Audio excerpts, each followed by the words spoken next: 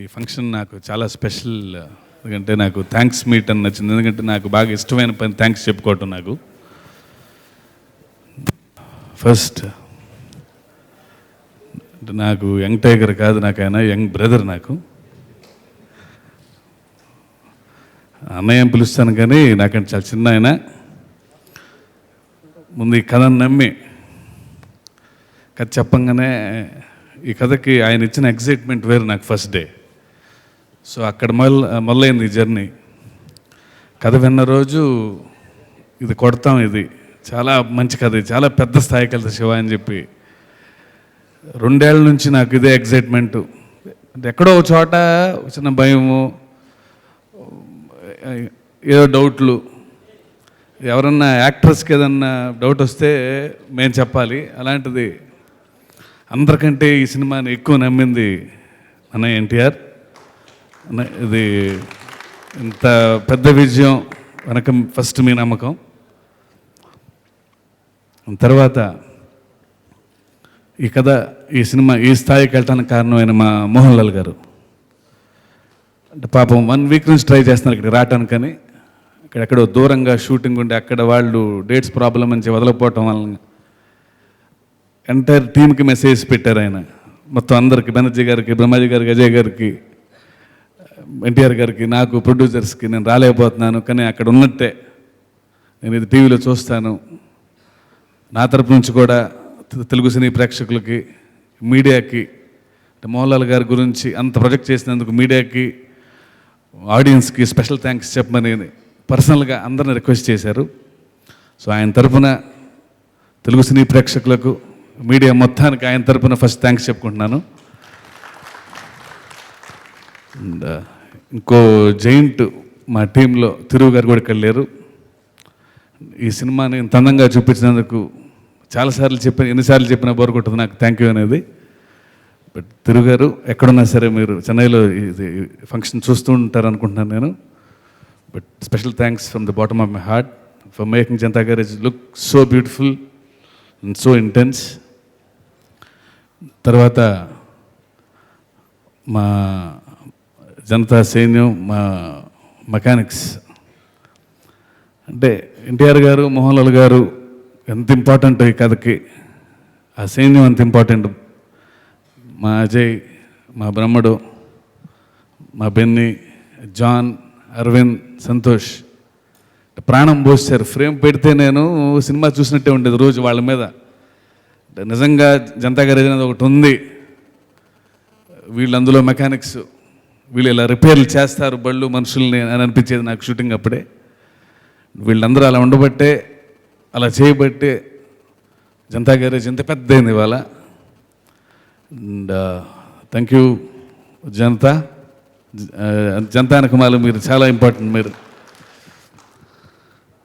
And మా దేవి గారు కథ చెప్పినప్పటి నుంచి అంటే ఎన్టీఆర్ గారు ఎంత ఎగ్జైట్మెంట్ ఇస్తారో మళ్ళీ అంత ఎగ్జైట్మెంట్ ఇచ్చేది మళ్ళా మా దేవి. కథ విన్న రోజు ఆపి సీన్ బై సీన్ విని రికార్డ్ చేసుకుంటూ ఏముంది సార్ అంటా ఉంటే మనకి ఇంకా ఎగ్జైట్మెంట్ వస్తుంది. అంత పాజిటివ్ టీం నా పక్కన ఉంటాం. అందుకే దేవి గారితో నా ట్రావెల్ ఇంత బాగుంటుంది. దేవి గారు సినిమాకి ఇంకా చాలా పెద్ద రేంజ్ మ్యూజిక్ ఇస్తూ నా సినిమాకి సక్సెస్కి ఎంత దోహదపడుతున్నారు మీరు. Thank you very much sir. మా రామ్ జోగే గారు అంటే కథ నేను ఎంత రాస్తానో పాట అంతా రాస్తాడు ఆయన పోటీపడి. అది రామ్ జోగి లక్షణం. సినిమాకి పోటీ పెరుగుతుంది నాకు, రామ్ జోగికి, నువ్వా నేనా అన్నట్టు. అంటే కథతో పాటు పాటలు ఎంత ఇంపార్టెంటో ఆ స్థాయిని పెంచిన రచయిత రామ్ జోగయ్య. అంటే పాటలు అంటే ఏదో ఒక మ్యూజిక్ వినడానికి బాగుంటే ట్యూన్ సరిపోతుంది అనుకుంటే ఆ పాటకి సాహిత్యంతో ప్రాణం పోసే మనిషి. సో ఫస్ట్ డే నుంచి అందుకే పార్ట్ టైంలో కాకుండా సినిమా కథ ఒకే రోజు నుంచి ఎండింగ్ వరకు కొన్నిసార్లు ఒక మాంటేజ్ సాంగ్ అయితే చిన్న ఎడిటింగ్ రూమ్కి వచ్చి మాంటేజ్ చూసి దాన్ని బట్టి ఇన్స్పైర్ అయ్యి సాహిత్యం రాయగల రైటర్ ఆయన. అంటే అంత పర్సనల్గా ఎక్సర్సైజ్ చేసి, అంత హోంవర్క్ చేసి సినిమాకి అంత ప్రాణం పోస్తాడు. అంత ఇష్టం సినిమా అంటే, పాట అంటే అంత ఇష్టం, కథ అంటే అంత ఇష్టం. థ్యాంక్ యూ రామ్ జోగి గారు, మా ప్రకాష్ గారు. ఫస్ట్ కథ చెప్పినప్పుడు జనతా గ్యారేజ్ అన్నప్పుడు అర్థమైపోయింది అంటే జనతా గ్యారేజ్ ఇంపార్టెంట్ అని. అంటే అది కథ చెప్పినప్పుడు ఎన్టీఆర్ గారి కంటే మోహన్లాల్ గారి కంటే పెద్దది జనతా గ్యారేజ్ అని చెప్పేవాడిని ఆయనకి, ఎందుకంటే అది అర్థం అవ్వాలని. సో అది సినిమా అయ్యే వరకు అది గుర్తుంచుకొని జనతా గ్యారేజ్ ఒక క్యారెక్టరు వీళ్ళంత పెద్దగా ఉండాలి గ్యారేజ్ అని చెప్పి దాన్ని ఆయన చేసిన విధానం కానీ సాంగ్స్ కానీ ఎక్స్ట్రాడినరీగా చేశారు. ఫుల్ సినిమా వేరే సినిమా ఆల్మోస్ట్ చేయకుండా నాతో పాటే ఈ సంవత్సరం ట్రావెల్ అయ్యారు. థ్యాంక్ యూ ప్రకాష్ గారు, థ్యాంక్ యూ వెరీ మచ్. ఇంకెవరినన్నా మర్చిపోయి ఉంటే క్షణం క్షమించండి.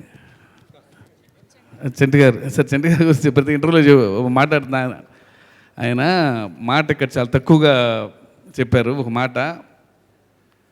ఇంకా ఆయనలో ఒక స్పెషాలిటీ ఉంది. నిన్నే ఒక ఇంటర్వ్యూలో ఎవరు అడిగారు, సినిమా స్క్రీన్ ప్లే అంత బాగుంది కదండి, అది చిన్న ఎడిటింగ్లో ఏమి లేపినట్టు లేవు కదా ఇలా సీన్లన్నీ యాస్టీజ్గా ఉంచారా అని. చెంటి గారి గొప్పతనం ఏంటంటే నేను సీన్ రాసుకున్నప్పుడు కొన్ని 4-5 మంచి మాటలు ఉంటాయి సీన్లో, అందులో నాకు కూడా తెలియదు.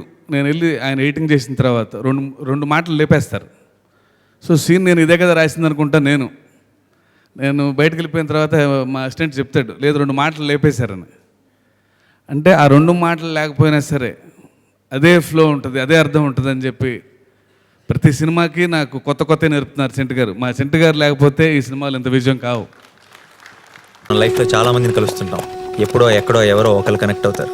కానీ నా దరిద్రానికి 2 కనెక్ట్ అయ్యారు.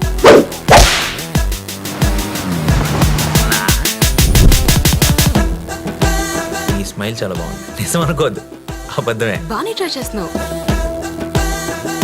I love you. జోక్ చేయకు. ఏంటి నన్ను ఫాలో అవుతున్నావా? నువ్వే స్కూటీ పాడైపోయిందని అబద్ధం చెప్పి నన్ను ఫాలో అవుతున్నావేమో అని నా